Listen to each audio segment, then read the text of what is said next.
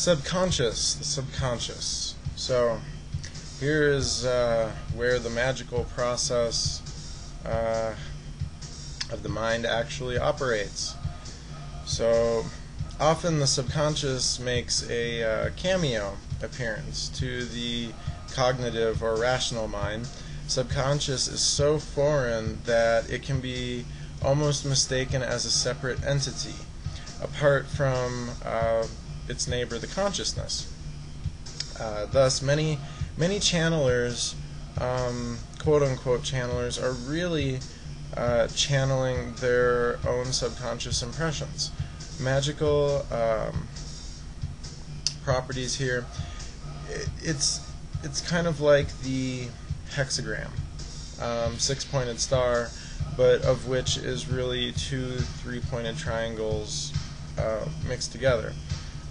Awareness rises above intellect by breaking down the barrier to the subconscious and allowing the next step of integrating the total mind, the conscious and the subconscious, with the individual being.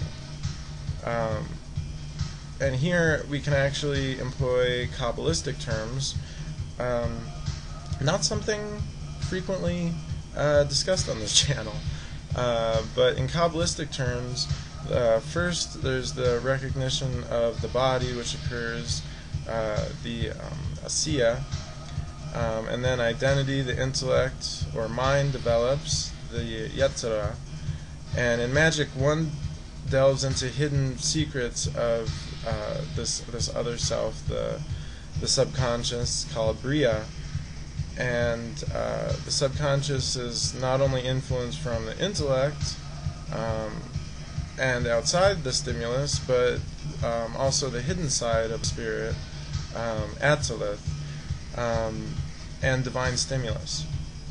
These are Kabbalistic terms that, since I haven't defined elsewhere here, if you're not familiar with them, I don't blame you.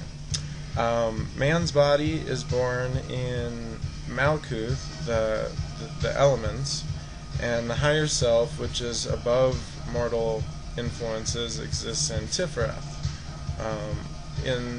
In the version of the teachings of the winged disc and Hermetic Gnostic mysteries, they call it the Christ self. Others call it the God self. But in looking up at Tiferet from Malkuth, one sees an obstacle if you are looking at the Tree of Life of the Kabbalah. Yesod, the subconscious. So one is taught to clear out and open the subconscious so it may act as a lens to Tiferet, and thereby making contact with the higher self. Remember, though, that Tiferet is directly under the influence of Kether, which is basically perfection, unity, and God in the Kabbalistic model. If the seeker is not aware of their own inner mind, the buried subconscious, then any information it receives from the intellect can seem to be outside itself, as if it is from an outside source, an entity not from within. So this being may be assigned a separate entity or identity or name.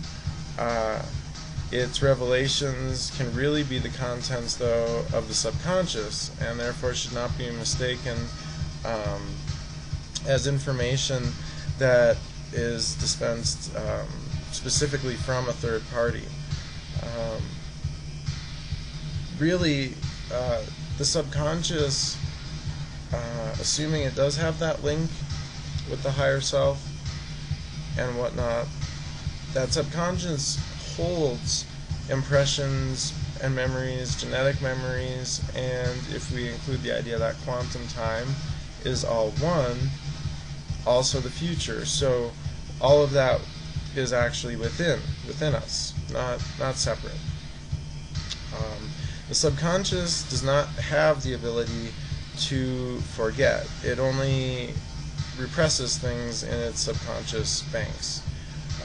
One's impressions, traumas, imprints, and such will eventually have that urge to come out at some point, needing to be expressed often in the language of the subconscious. So when such subconscious material emerges, it may be interpreted even as divine communication, instead of just a part of the person that they never really knew was inside of them.